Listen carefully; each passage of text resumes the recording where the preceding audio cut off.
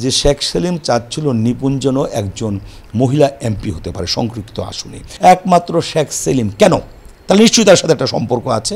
সরাসরি শেখ সেলিম সাহেবের টেলিফোনটা মোবাইলটা মানে সোনার মাধ্যমে আমার কাছে এনেছে এবং স্বরাষ্ট্রমন্ত্রীও কিন্তু আমাকে টেলিফোন করেছে। তারা ওই টাকা দিয়ে আমাকে কিনতে পারেনি, আমাকে ভয় ভীতি দেখেছে, আমি বাসায় ঘুমাতে পারিনি। নিপুণকে কেন শেখ সেলিম সাপোর্ট দিয়েছে?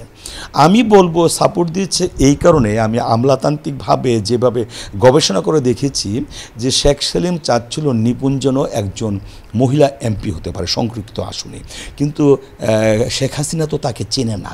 তাকে চেনানোর জন্য সে বলেছে তুমি চলচ্চিত্র শিল্পী সমিতির সেক্রেটারি হও, তখন আমি শেখ হাসিনাকে আনার ব্যবস্থা করবো, তুমি লাইমলাইটে আসবে, তখন তোমাকে আমি প্রস্তাব দিলে আর অস্বীকার করতে, কারণ শিল্পী কোটা থেকে তো বানায়, এটার জন্য হয়তো সে এটা করেছে। এবং আমি এটাও শুনেছি যে নিপুণ তার এলাকায় গিয়ে কাপড় চোপড় বিভিন্ন মানুষের সাথে যোগাযোগ করছে। এইটার একটা যোগসূত্র আমি কিন্তু পাই যে হ্যাঁ এটা হতে পারে।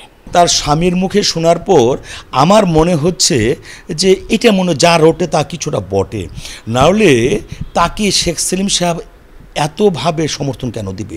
কেন আমার মতো একজন নিরপেক্ষ ব্যক্তির বিরুদ্ধে এই বড় অভিযোগ দিবে?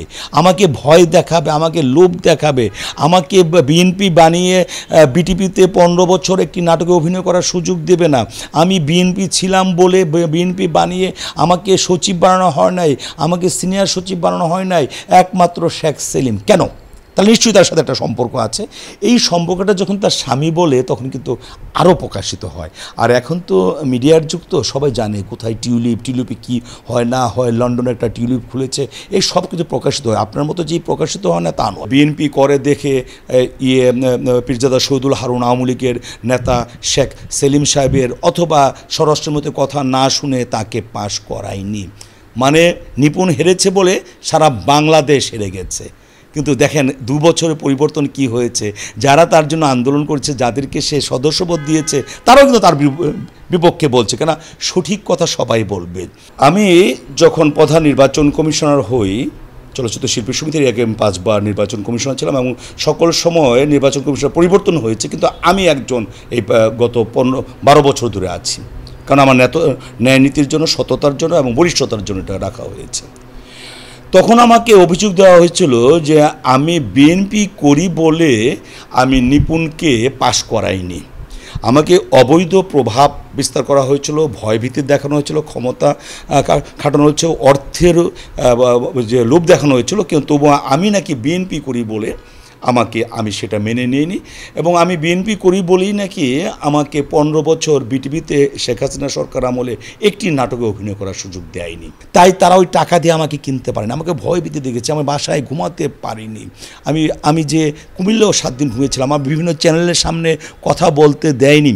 এখন যেভাবে বলতে পারছে, তখন বললে কিন্তু আমার যে সম্মানটা হানি হয়েছে, আমি যে একটা বদনাম ছিল সেটা বলেছে পীরজাদা শহীদুল হারুন বিএনপি বলে আওয়ামী লীগের নেতার কথা শুনে 2022 সালে নিপুণকে পাশ করায়নি, সেই অভিযোগটা আসতো না, আমার কপালে বিএনপির তিলকটা লাগতো না, আমার প্রমোশন হতো, আমি সব দিকে যেতে পারতাম, আমি বিটিভিতে অভিনয় করতে পারতাম। কিন্তু এই পরিবারটির কারণে, মানে আলম চৌধুরী পরিবার, সেখানে 2 জন জামাই হলো আওয়ামী লীগের বড় নেতা, একজন হলো শেখ সেলিম, আরেকজন হলো আবুল কালাম আজাদ, এর কারণে কিন্তু আমি বঞ্চিত হয়েছি।